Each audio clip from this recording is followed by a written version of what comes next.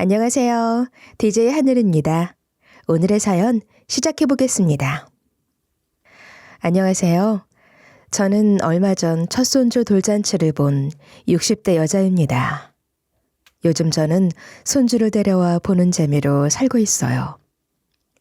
제 자식 낳아 키울 때는 사는 게 바빠 해주고 싶은 것 무엇 하나 제대로 해주지 못하고 키우다가 요즘은 손주에게 사주고 싶은 것 다 사줄 수 있어 어찌나 좋은지 참 복에 겨운 날들을 보내고 있답니다. 그런 손주를 데려와 봐주다 보니 문득 오랜 기억이 떠오르더군요. 오래전 갓난아이 시절에 우리 아들을 업고 다니는 게 생각이 났죠. 저희 며느리가 이 유튜브 채널을 제 핸드폰으로 설치해 주어 평소 즐겨 들어왔는데 제 이야기 또한 한편의 드라마감은 될 것 같아 사연을 이렇게 보내게 됐습니다. 그러니까 이건 지금으로부터 거의 40년 가까이 지난 옛날 이야기네요. 아무쪼록 잘 들어주시면 고맙겠습니다. 죽은 제 남편과 저는 오래전 한 보육원에서 처음 만났습니다. 남편은 보육원에서 자란 사람이었고 저는 그 보육원에 매일 배달을 갔었지요. 그 당시 저는 한 상해에서 일하는 직원이었거든요. 젊은 분들은 상해라고 하면 조금 낯서실 수도 있겠네요. 그러니까 요즘으로 치면 편의점 아르바이트생 정도 되려나요? 저는 어릴 때 아버지를 여의고 어머니와 오빠와 셋이 살았어요. 그러다 어느 날 오빠마저 사고로 죽고 말았죠. 어머니는 선천적으로 몸이 좋지 않은 분이라 오빠가 소년가장 노릇을 하며 돈을 벌어왔는데 오빠마저 그렇게 세상을 뜨고 나자 제가 소녀가장이 되고 말았죠. 그렇게 참 지지리도 힘들게 살다 상해에서 일을 하며 보육원을 들락거리는데 그때 우리 남편이 눈에 띄었죠. 힘겹게 낑낑대며 배달을 하는 제게 물도 주고 제 일인데 짐을 대신 날라주기도 하고 저를 챙겨주는 그 모습이 어찌나 멋져 보이던지요. 남편은 19, 저는 18. 그 나이에 그렇게 만났어요. 여기 물 한 잔 드세요. 그 가녀린 몸으로 매번 이렇게 무거운 걸 날라야 하니 힘들겠어요. 아니에요. 이래봬도 제가 똥별합니다. 그리고 매번 이렇게 도와주시니까 덜 힘들어요. 제가 나를게요. 여기서 잠시 바람이라도 쐬면서 땀이나 식혀요. 알았죠? 그 시절 남편의 그 모습이 얼마나 멋져 보이던지. 18 그 어린 나이에 제 심장이 참 콩닥콩닥 뛰어댔죠. 하지만 그 시절 우리는 참 순수하고 뭘 모르던 아이들이었거든요. 요즘과 달라 그때는 10대 연애를 하고 말고 그런 생각은 하지도 못했어요. 그저 그렇게 몰래 손수건 한 장 슬쩍 건네주고 물 한 잔 쥐어주는 걸로도 얼굴이 새빨갛게 붉어지던 그런 시절이었으니까요. 그러다 제가 20이 되던 해에 처음으로 둘이 손을 잡아봤죠.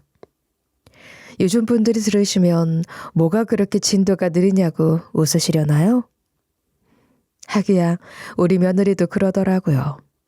어머님 아버님 연애 시절 얘기를 들으면 무슨 옛날 소설 소나기 같은 거 듣는 기분이라고.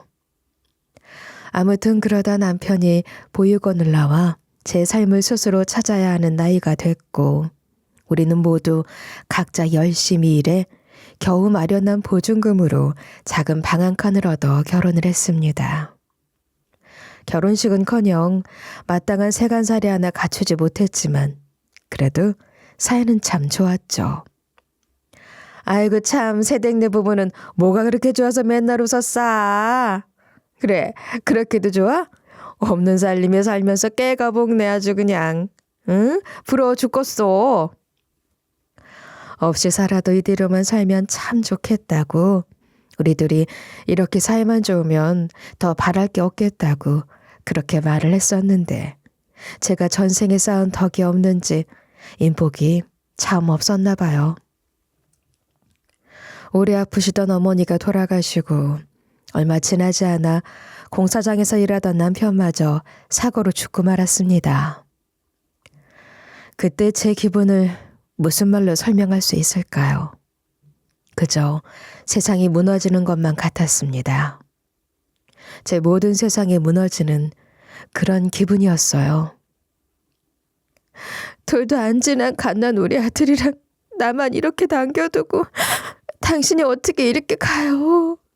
우리만 이렇게 세상에 덩그러니 남겨두고 나는 어찌 살라고? 제 나이 그때 겨우 24이었습니다. 앞으로 어떻게 살아야 하나 막막하게 그지없었지요. 하루 벌어 하루 먹고 살던 때인데 아이가 그런 사정을 어디 이해해 주나요? 가난아이는 시각마다 배고프다 울어대지, 분유값, 기저귀값 대기도 벅차지. 그런데 또 월세 내고 세금 낼 날은 어찌나 꼬박꼬박 돌아오는지요. 세대, 나도 없는 사람한테 이렇게 모질고 싶지는 않은데 내가 무슨 대단한 집 한 채 갖고 사는 사람도 아니고 나도 더는 못 봐줘.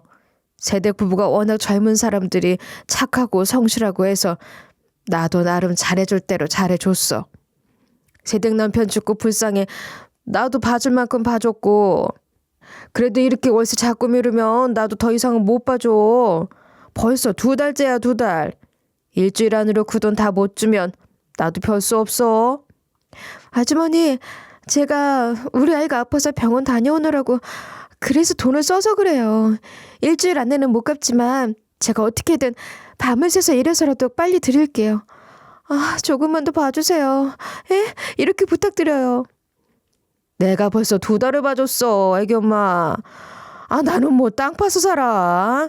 내가 무슨 대골 같은 집에서 여러 방 세주고 사는 것도 아니고 딸랑 여기랑 저기 이 2집서 월세 받아서 우리 애들 키우고 사는 사람이야. 나 자꾸 나쁜 년 만들지 말고 일주일 안으로 방세 2달치 못 내면 그 길로 방 빼. 그렇게 알아. 아무리 밤낮 없이 일해도 밀린 2달치 월세를 일주일 안에 갚을 수는 없었고 식당에서 종일 아기를 얻고 일하다 집에 돌아갔더니 집주인 아주머니가 저희 짐을 다 끄집어내 집 대문 밖에다 내놓으셨더라고요. 세간살이라고 노까지들의 아기용품들 정도가 다였지만 굳게 걸린 대문 밖에서 아기 옷이며 모든 짐들이 다 쫄딱 젖어 있더라고요.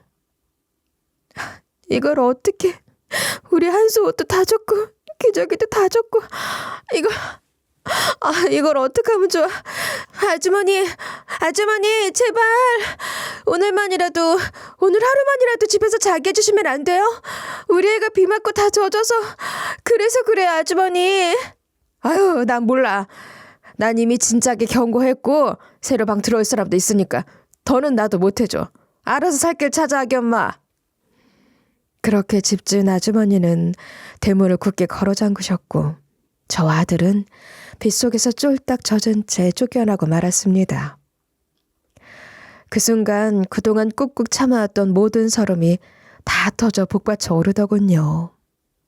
남편을 떠나보내고 아기를 혼자 키우며 살아왔던 모든 서름이 폭발해 굳게 걸린 대문 앞에 주저앉아 한참을 울었던 기억이 납니다. 하지만 언제까지고 막막해하고 슬퍼하고만 있을 수는 없었어요. 나한텐 내가 우주고 세상의 전부인 내 자식이 있다. 그러니까 나는 살아남아야 한다. 어떻게든 이 아이를 키워내야 한다. 그렇게 악착같이 마음을 먹고 무슨 일이든 닥치는 대로 하기 시작했죠. 월급은 많이 안 주셔도 됩니다. 그냥 숙식만 해결하면 괜찮아요. 저는 아주 조금만 먹고 잠도 쥐죽은 듯이 자요. 저희 아기랑 저 잘 작은 방 한 칸만 내주시면 저는 그거면 됩니다. 어려서부터 온갖 일 다 해와서 일도 아주 잘하고요. 책임감도 강합니다. 뭐든 시켜주시면 정말 열심히 할게요. 농땡 안 부리고 시키시면 정말 열심히 할 수 있습니다. 아유, 그렇게 손이 가느다라니 약해 빠져서 어디 일이나 제대로 하겠어? 게다가 저런 가난애까지 하고 어떻게 애를 낳나. 아니에요. 제가 이래봬도 정말 통뼈거든요. 힘은 웬만한 사람보다 더 세고요.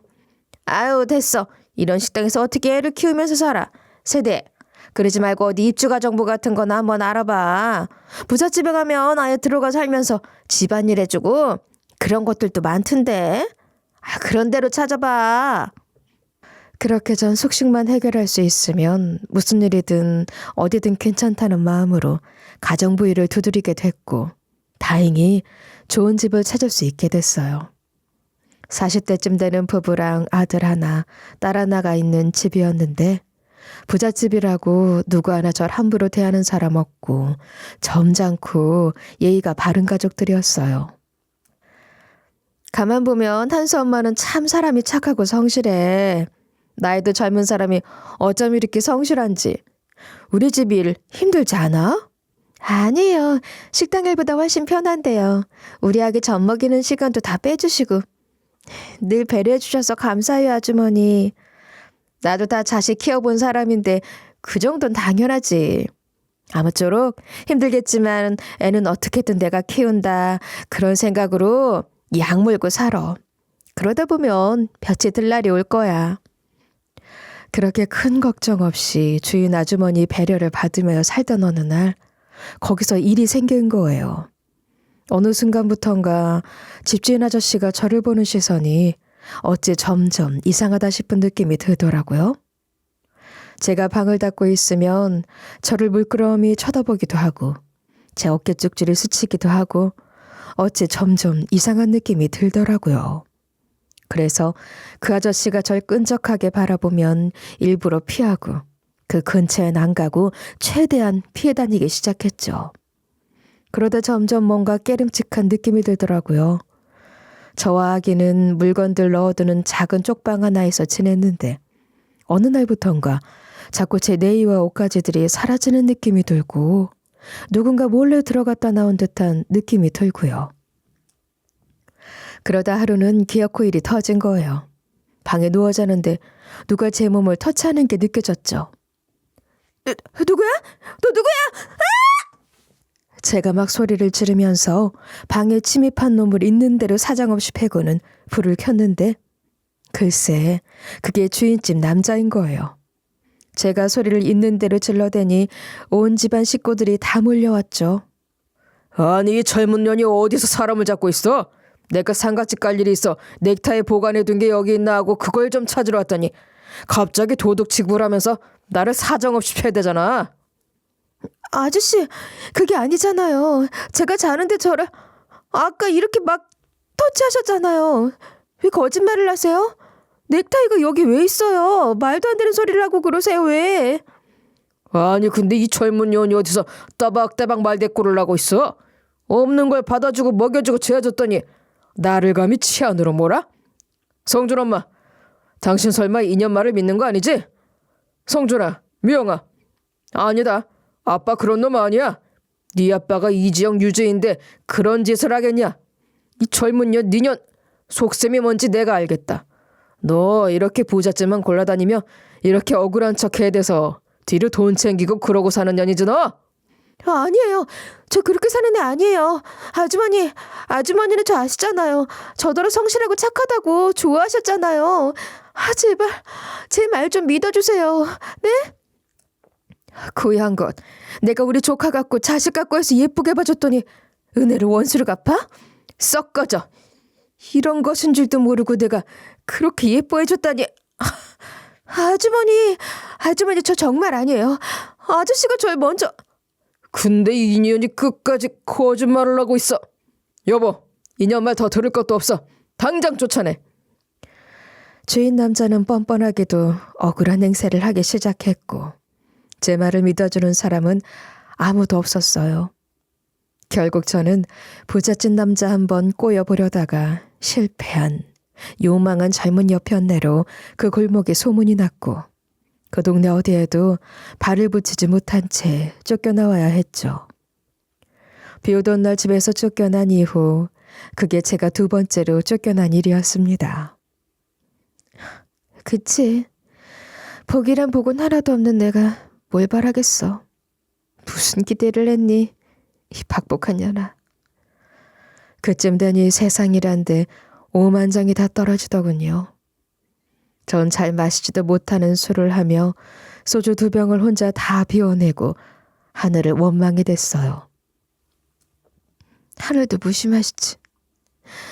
내가 뭘 그렇게 잘못했다고 이렇게까지 나한테 모질게 구는 거예요? 네? 내가 세상에서 태어나서 가져본 게 뭐가 있다고 이렇게까지 다 뺏어가는 거냐고. 아빠도 엄마도 뺏어가고 오빠마저 그렇게 어린 나이에 죽게 하고 내 남편마저도. 네가 무슨 죄를 그렇게 지었는데? 내가 전생에 무슨 잘못을 그렇게 했다고 이제 이렇게까지 나를.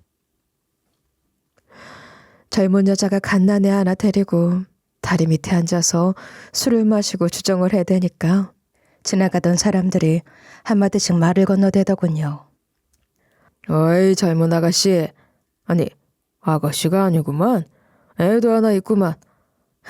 그럼 나랑 저기 가서 재미 좀 볼까? 보아하니 남편도 없는 것 같은데 외로운 밤 혼자 보내지 말고 나랑 같이 보내자고. 내가 재미 좀 보여줄게. 응? 되도 않는 추파를 던져대는 늙은 놈도 있었고. 세댁 맞죠? 아, 세상 일에 마음 같지 않죠? 왜 아니겠어. 젊은 여자가 혼자 헤쳐나가기 그렇게 쉬운 세상이 아니지. 보아하니 나이는 한 22, 셋? 얼마 되지도 않아 보이는데 그 나이에 무슨 식당 가서 일을 하면 얼마나 벌겠어요. 내가 큰돈 좀 만지게 해줄게. 우리 가게 와서 일 한번 안 해볼래요? 뭐 이상한 거 아니야. 그냥 대충 남자 손님들 비위만 좀 맞춰주면 돼. 절 나쁜 쪽으로 유혹해대는 마담도 있었죠. 그래. 재질이 박복한 영 그런 그렇지. 나한테 접근하는 놈들이 다 이런 놈들이지. 누가 이 박복한 귀영이 년을 좋아하겠어.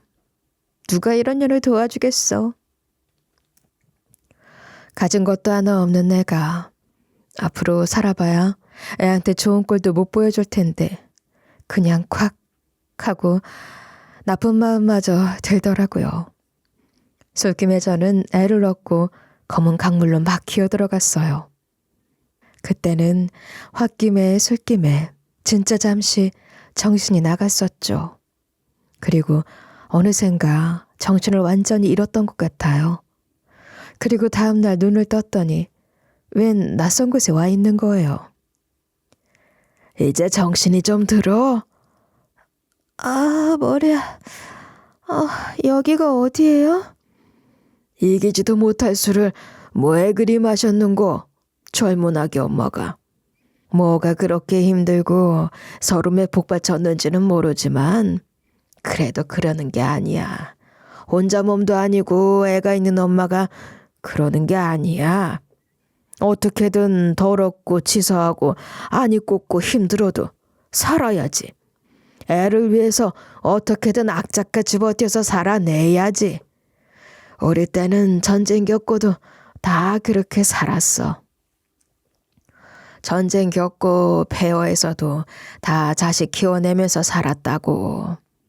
그러니까 애기 엄마도 마음 똑 부러지게 먹고 살 궁리를 해. 응? 한 어르신께서 물로 기어들어가는 저를 구해주시고는 본인 집에 절 데리고 와서 젖은 몸을 닦아주고 옷까지 갈아입혀주신 거예요. 게다가 저희 아이가 먹을 이유식까지 손수 만들어주셨죠. 이걸 어떻게 해야 좋을지 너무 감사합니다. 이렇게까지 안 해주셔도 되는데 너무 감사해요.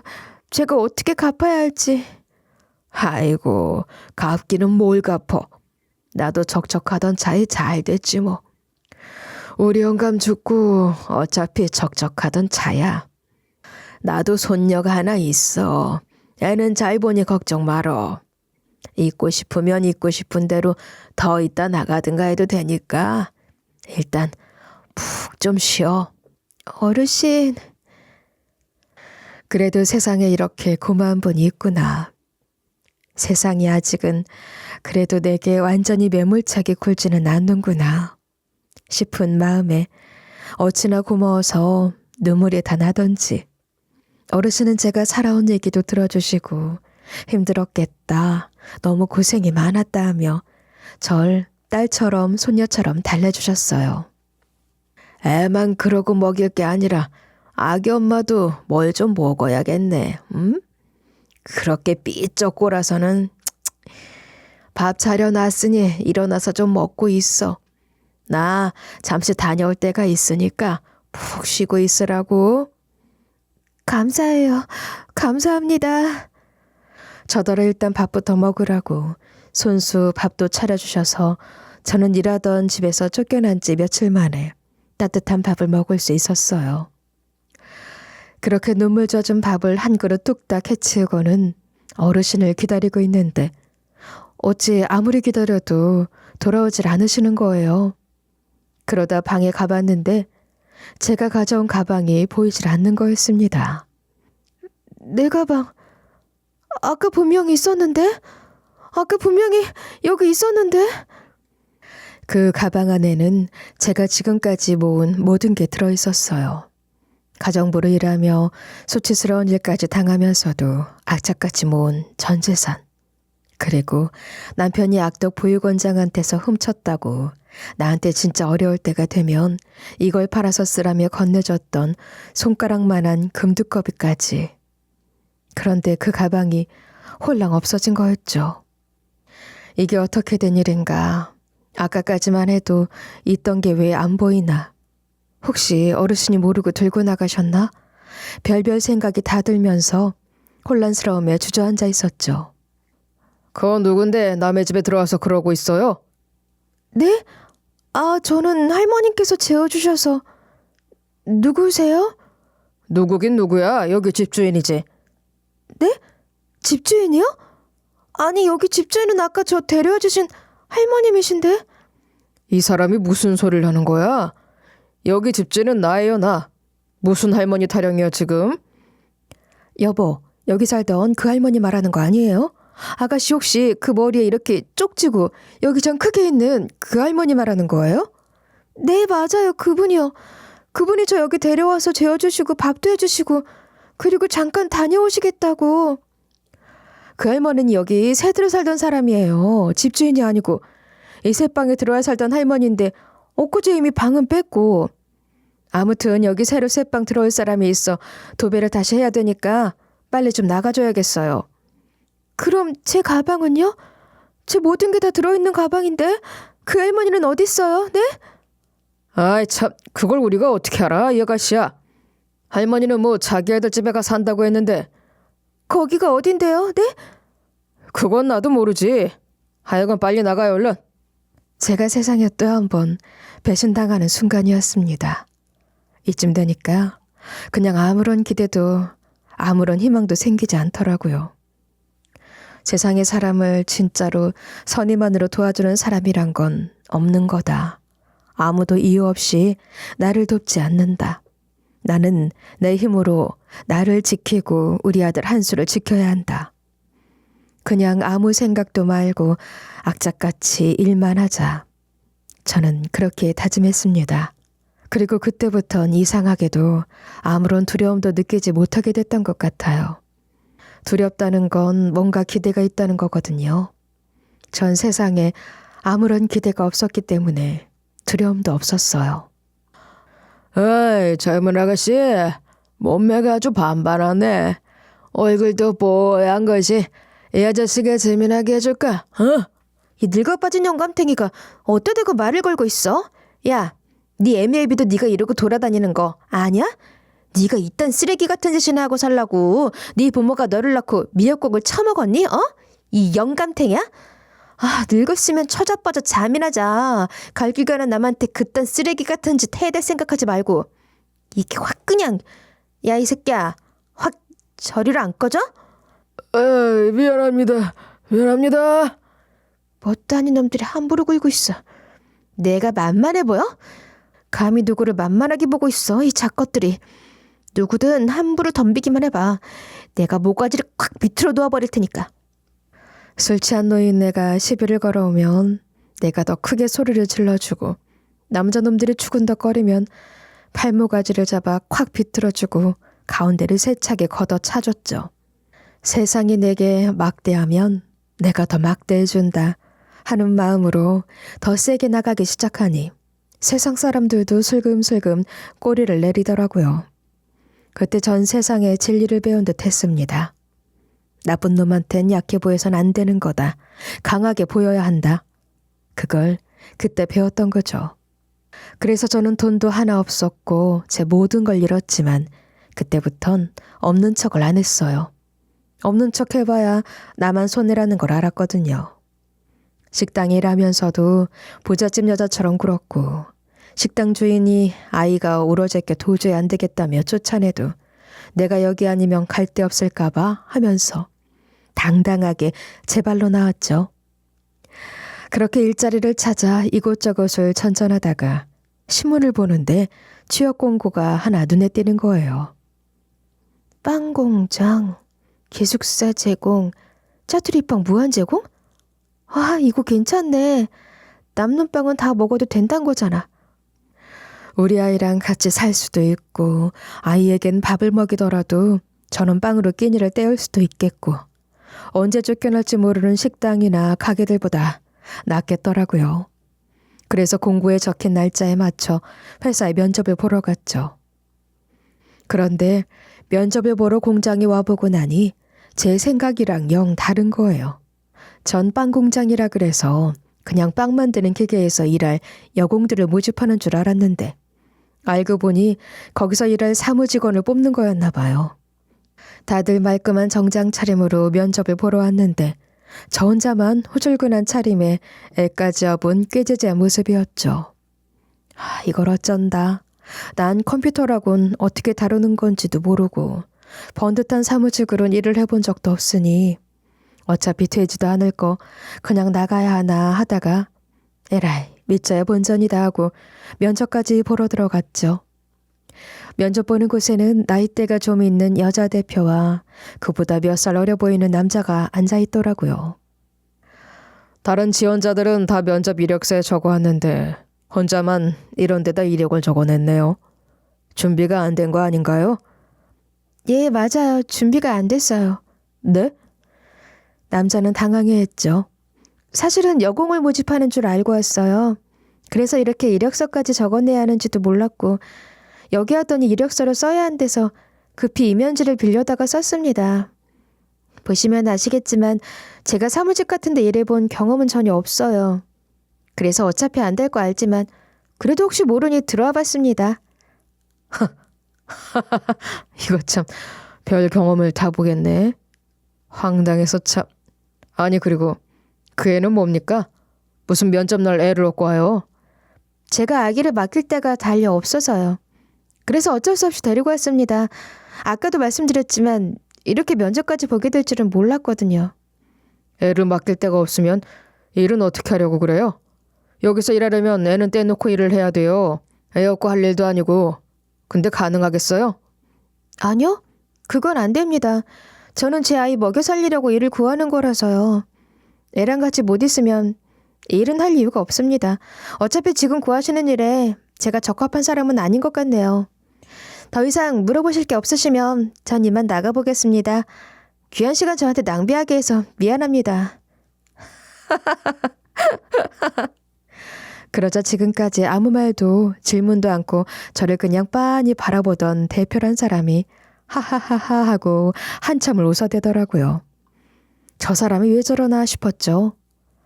젊은 여자분이 참 패기가 있네요. 어디서 나온 배짱이에요? 패기고 배짱이고 그런 게 저한테 있는지는 잘 모르겠지만 제가 지금 누구 눈치 보고 주눅 들고 그럴 처지가 아니라서요. 당장 입에 풀칠이라도 해야 하고 애 굶기지 않으려면 뭐라도 닥치는 대로 해야 하거든요. 험하고 비정한 세상을 살다 보니까 저도 약하게 살 수는 없겠더라고요. 꼭 젊은 날 누구 보는 것 같네? 젊은 시절 대표님이요? 그래, 젊은 날 나 보는 것 같네, 꼭. 믿기지 않겠지만 나도 꼭 아기 엄마, 아니 김기영 씨 같았던 때가 있었어요. 아기였고 이것저것 문두드리면서 그렇게 살던 때가 있었죠. 이러면 어때요? 면접만 통과하면 원하는 대로 아이도 같이 일하게 해주고 기숙사도 원래 2인 1실인데 아기랑 둘만 쓰게 해줄 수도 있어요. 대신 면접을 통과하면요. 그러니까 하고 싶은 말이 있으면 한번 해봐요. 그냥 나가겠다는 규영 씨한테 내가 지금 기회를 한번 더 주는 거예요. 그러자 그때 제게 무슨 용기가 나서였을까요? 무슨 생각이었는지 전 그때 그 자리에서 제가 살아온 얘기를 하기 시작했어요. 내가 어떤 인생을 살아왔는지, 무슨 일을 겪으면서 버텨왔는지, 그 자리에서 마치 자서전이라도 읽듯이 모든 걸 털어놓은 거죠. 저기 뒤에 두 사람이 더 있거든요. 이렇게 시간을 많이 잡아먹으면 그 두 사람한테는 이따 양해를 구하죠. 계속해봐요. 대표의 배려 덕에 전 말을 이어갈 수 있었습니다. 그 모든 험한 일들을 다 겪으면서 여기까지 왔습니다. 제가 다른 사람들보다 더 일을 잘할 수 있다는 말은 못해요.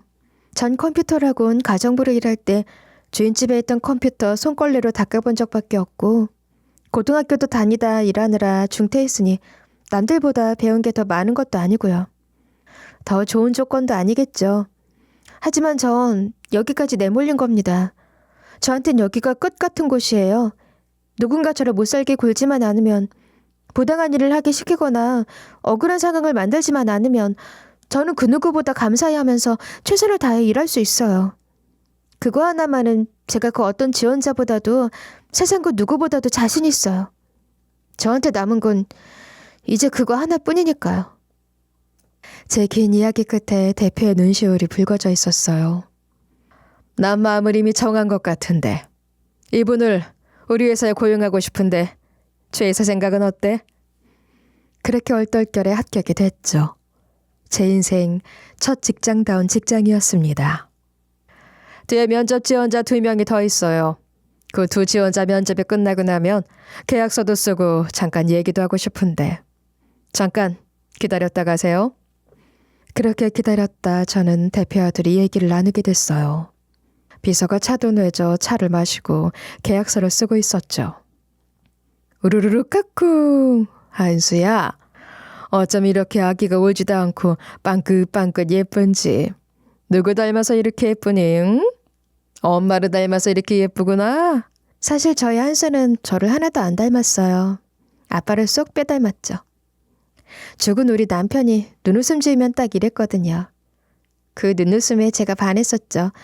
참 따뜻하고 회사하고 맑은 웃음이었는데. 아직도 우리 한수 보면 우리 그이 처음 만났을 때 생각이 나요. 우유 나르는 나를 보면서 무겁다고 자기가 하겠다고 그러면서 그렇게 웃어주던 모습이. 아, 죄송합니다. 제가 또 주제넘게 제 얘기를 해버렸네요.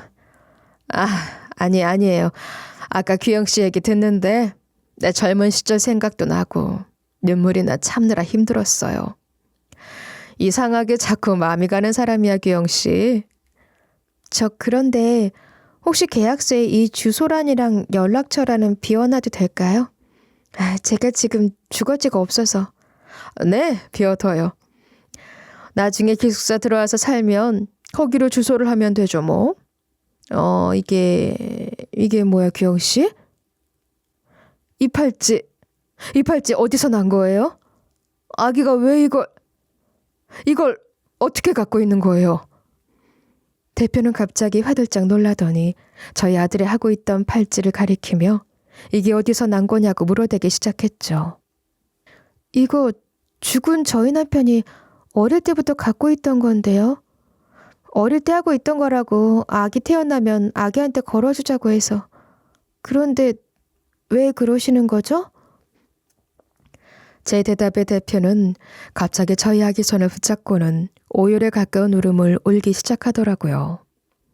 저는 이해되지 않는 그 상황에 무척 당황스러웠죠. 그런데 진정된 후 대표가 이어가는 말이 저를 더욱 놀라게 했습니다. 대표는 젊은 시절 지금의 모습은 상상도 할 수 없을 정도로 가난했고 남편을 여의고 혼자 아들을 키우다 도저히 자신이 없어 아이를 보육원에다 맡겼다고 하더군요. 몇 년만 있다가 데리러 오겠다고 하고서 말이죠. 내 인생에서 가장 후회되는 순간이 바로 그 순간이에요. 난 지금도 꿈을 꿔요. 그때 그날로 돌아가는 꿈. 보육원에 우리 성재를 맡기고 돌아오다 다시 되돌아가서 데려오는 꿈. 아니다. 미안하다. 성재야. 엄마가 잘못했다. 그래도 내가 널 여기에 두고 갈 수는 없지. 엄마랑 살자. 그렇게 그날 그 순간을 바로잡는 꿈이요. 대표는 그날 보육원에 아이를 맡기고 와서는 닥치는 대로 일을 하기 시작했다고 하더군요. 규영 씨도 알죠? 아기를 데리고서는 할 수 있는 일이 많지 않다는 거. 잠도 먹는 것도 모두 해결해야 하니 일자리를 구하기 쉽지 않죠. 그래서 잠깐만 1, 2년만 아이를 잠시 맡겨두고 닥치는 대로 일을 해서 돈을 좀 모으고 나면, 그래서 우리 애랑 같이 지낼 방도 구하고 그러고 나면 다시 데려오려고 했어요. 일주일에 한 번씩 찾아가 우리 애를 만났어요. 아직 어린아이라 오래 못 보면 엄마 얼굴을 까먹을까 봐, 엄마가 자기를 버린 거라고 생각할까 봐 그게 걱정돼서 매주 찾아갔어요. 그러다 어느 날 보육원에 갔는데 보육원이 텅 비어 있더군요. 우리 애도 사라지고 거기 아무도 없는 거예요. 경비만 혼자 짐을 챙기고 있더라고요. 그래서 내가 물었죠. 여기 있던 애들은 대체 어디 갔냐고, 우리 아들은 어딨냐고, 이게 대체 어떻게 된 일이냐고. 그랬더니 경비가 하는 말이 그래요. 거기 보육원장이랑 직원들이 짜고서는 후원금을 죄다 훔쳐서 달아나는 사건이 생겼다는 거예요. 그러니 당장 운영이 힘들어져 거기 있던 애들이 다른 보육원으로 각지로 뿔뿔이 흩어졌다고. 그때 난 딱 미쳐버리는 줄 알았어요. 서류 한 장이 안 남아있는 거예요. 갑작스레 일어난 일이라 애들이 어디로 보내졌는지도 모르고 난 졸지에 우리 애를 잃어버린 거예요. 그날부터 미친 사람처럼 온갖 보육원을 다 뒤지고 다녔어요. 근데 어디에도 없어요. 우리 성재가 어디에도 없었어요. 이 지역 보육원, 그 옆 지역, 그 옆 지역까지 다 뒤졌는데도. 그렇게 대표는 평생을 후회와 자책으로 살아왔다고 했죠. 그런데 이 팔찌가 그때 제가 우리 성재한테 준 유일한 증표였어요. 여기 이거 보이죠? 이니셜 그리고 하트. 이게 우리 아들 이름 이니셜이에요. 이게 있으니까 언젠가는 우리 성재 다시 만날 날이 올 거라고 믿고 살았어요.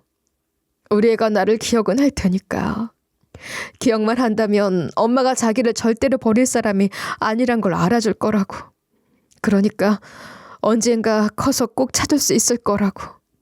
나도 방방곡곡 우리 성재를 찾아댔으니까 우리 성재도 엄마를 찾을 거라고. 그러다 보면 만날 거라고. 그런데 내가 우리 성재가 그렇게 죽은 줄도 모르고 어미가 돼서는 자식을 먼저 앞세운 줄도 모르고 내가 이렇게 못난 애미예요. 그러니까 지금 대표님이 하시는 얘기는 우리 한수 아빠가 대표님 아들이다, 이 말인가요? 틀림없어요. 우리 성재 거예요. 내가 아까 처음 봤을 때부터 우리 한수도 규영 씨도 눈에 밟히더니 이런 게 핏줄이고 정인가 봐. 내가 그래서 계속 마음이 가고 꿀리고 그랬나 봐요. 아휴, 내가 너무 늦게 찾아서 미안해요. 조금만 더 일찍 찾았으면, 그랬더라면 우리 성재도 살아있었을 테고, 우리 규영 씨, 우리 며느리도 이렇게 고생을 안 했을 텐데. 아, 내가 미안해요. 내가 다. 아휴. 대표는 미안하다며 저를 껴안고 우는데 솔직히 전 그 상황이 믿어지지 않았습니다. 사실 너무 놀랍고 말도 안 되는 우연이잖아요. 의심이 먼저 솟구치더군요. 아, 내가 아까 너무 순진하게 내 얘기를 다 했구나 싶더라고요.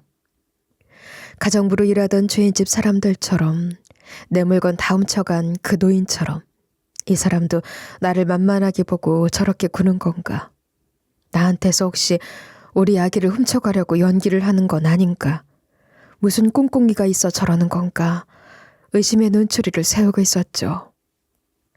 우리 성재는 잘 묻어줬나요? 그의 마지막은 고통 없이 잘 갔나요? 우리 아들 외롭지 않게 간 거죠? 애미도 없이 그렇게 평생을 고생만 하며 산 우리 아들.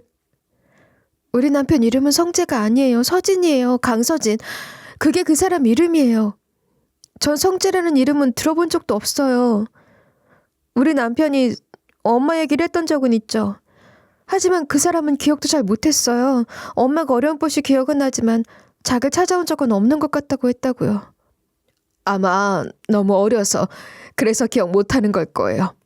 이름도 나도. 그때 성재 나이가 겨우 3살이었으니까. 그리고 이런 팔찌 이니셜 정도야 너무 흔하디 흔한 거 아니에요? 성재가 아니라 서진이라는 이름 이니셜일 수도 있잖아요. 근데 제가 대표님 말을 어떻게 믿죠? 혹시나 지금 나 우습게 보고 만만하게 보고 나 이용하려는 거면 꿈깨요. 우리 애를 이용하려는 거거나 날 꼬드겨서 우리 한수 뺏어가려는 생각이라도 하는 거면 나 가만 안 둬요. 사람 만만하게 보지 마요. 그렇게 만만한 여자 아니야 나. 그러자 대표는 품에서 사진 한 장을 꺼내 제게 건네더군요. 우리 성재 어린 시절 모습이에요. 그 아이 이름이 이제는 서진이가 됐군요. 우리 애 원래 이름은 한성재, 한씨예요. 강씨도 아니었죠. 보육원에 연고 없는 아이들은 보육원장 성을 따른다고들 하던데 아마 그 성을 따랐나 보네요. 여전히 전 의심의 눈초리를 거두지 않았죠. 참, 그러고 보니 우리 성재 등엔 붉은 점이 하나 있었어요. 여전히 있던가요?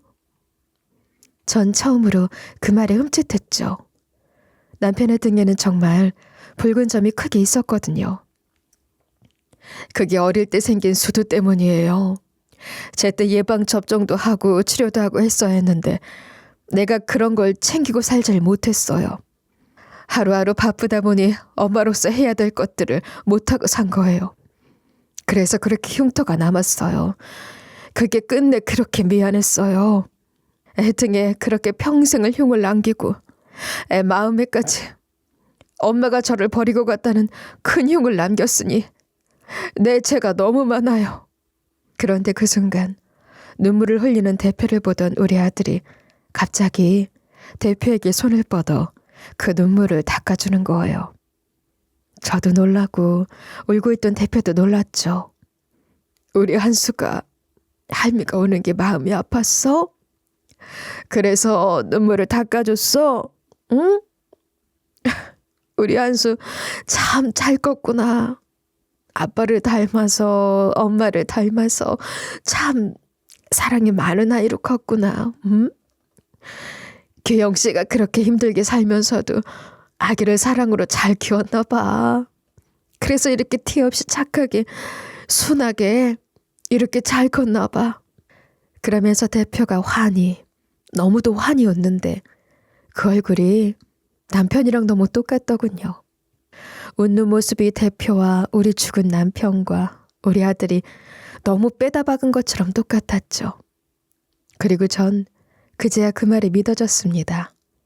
아, 이 사람 정말 남편의 친엄마가 맞구나. 정말이구나. 모든 전말을 듣고 보니 대표는, 아니 제 시모는 참 한도 많고 대단한 사람이더군요. 젊은 나이에 아무것도 없이 시작해 모든 걸 읽어내고 어엿한 공장의 대표까지 됐으니 요즘 세상에도 쉽지 않은 일을 그 시대에 이뤄낸 정말 멋진 신여성이었죠. 아가, 남들은 내가 다 가졌다고 이룰 거 다 이루고 부족한 거 없으니 얼마나 좋겠냐고 부럽다고들 했지만 나는 늘 마음 한구석이 헛헛했다. 젊은 나이에 남편 먼저 보내고 우리 아들까지 잃어버리고 내가 무슨 염치로 무슨 마음 둘 데가 있어 살겠니. 그런데 이렇게 우리 아가랑 우리 손자를 찾으니 이제야 내가 마음이 놓이는구나. 우리 아들이 사랑했던 둘 아니니 장차 이 공장도 물려줄 테고 내가 가진 것들 누구한테 주고 가겠니? 응? 내가 우리 성자한테는 해주고 싶던 것들 하나도 해주지 못했지만 대신 너랑 한수한테 그것들 다 해주고 싶다. 그렇게 저희 모자는 뒤늦게 가족을 만나 새로운 삶을 시작하게 됐고, 저는 혈혈단신 아무도 없던 제 삶에 한 명의 엄마가 새로 생긴 기분이었어요. 비록 남편은 곁에 없었지만 시무와 며느리로서 우린 세상에 둘도 없는 사이가 됐고, 사람들이 보면 영락 없는 엄마랑 딸로 알 만큼 다정했지요. 여보, 사는 동안 참 많이 외로웠던 당신. 말은 안 해도 엄마가 얼마나 그리웠을까. 당신 옆에 이렇게 어머님 같이 계시니 이제 외로워하지 마. 이제라도 엄마 손 꼭 잡고 엄마 품에 안겨서 그렇게 둘이 손 꼭 잡고 하늘에서 나 기다려줘. 내가 나중에 우리 한수 손주도 보고 그 손주 크는 것도 보고 그러고서 천천히 당신 만나러 갈게. 그때까지 어머니랑 행복하게 잘 있어. 알았지? 마지막 시모 가는 길에 남편 곁에 시모를 함께 묻고 돌아오며 그렇게 인사를 했던 기억이 납니다.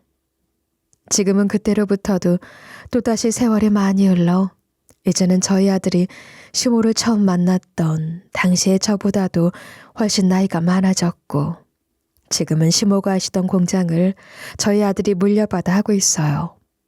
전 요즘도 제 아들에게 항상 말해주곤 합니다. 너희 아빠가 얼마나 따뜻한 사람이었는지, 할머니는 또 얼마나 품이 큰 사람이었는지, 그러니까 너는 또 얼마나 세상에 감사하면서 베풀면서 살아야 하겠느냐고. 세상을 살면서 한때는 원망과 분노뿐이던 시절이 있었어요. 세상을 살면서 세상으로부터 받은 건 하나도 없다고. 난 늘 빼앗기기만 하고 잃기만 하고 배신당하기만 한다고 그렇게 생각하던 때가 있었죠. 돌아보면 참 힘든 시절이었습니다. 그런데 지금만 생각하면 저는 그 힘들고 차갑고 매정하던 시절에도 세상으로부터 받은 게 참 많은 사람이었더군요. 한수 엄마, 아기 키우느라 힘들었지? 이거 최씨 정씨하고 나하고 조금씩 모았어. 애 분유값이나 해. 어머, 이게 뭐예요? 안 이러셔도 되는데.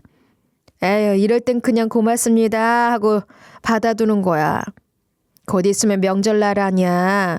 아무리 식당 쪽방에 살아도. 그래도 설날 떡만둣국은 하나 먹고 한수 새우도 하나 해 입히고 그래야지. 응? 얼마 안 되지만 설날 잘 써. 응? 그럼 우리 먼저 퇴근한다. 감사해요. 정말 너무 감사해요. 제 인생에 그렇게 크고 작은 감사한 분들도 참 많았다는 걸, 그들의 덕택으로 살아왔었다는 걸, 참 감사함이 많은 생이었다는 걸, 이 나이가 되고 보니 이제야 이렇게 깨닫네요. 서투르고 부족한 말과 가물가물해지는 기억을 더듬어 보낸 이 사연을 들어주신 분들께도 또 이렇게 감사하게 됩니다. 아무쪼록 이 사연을 들으신 모든 분들께서도 감사와 복이 넘치는 나날들이 되시길 빌며 이만 줄이겠습니다. 고맙습니다.